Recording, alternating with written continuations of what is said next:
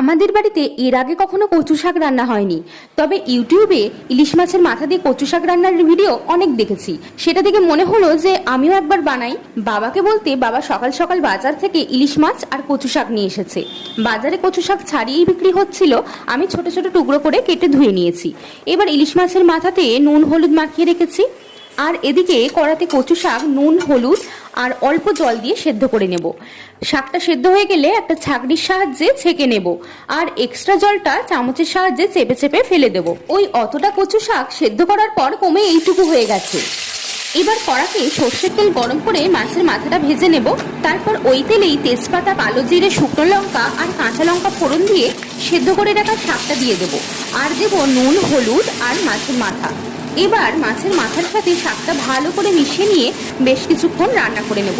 তারপর নামানোর একটু আগে অল্প একটু চিনি দিয়ে আরও একবার মিশিয়ে নিয়ে নামিয়ে নেব। প্রথমবার রান্না করলাম ইলিশ মাছের মাথা দিয়ে কচু শাক, বেশ ভালোই হয়েছিল খেতে। ভিডিওটা তোমাদের কেমন লাগলো কমেন্ট করে অবশ্যই জানিও।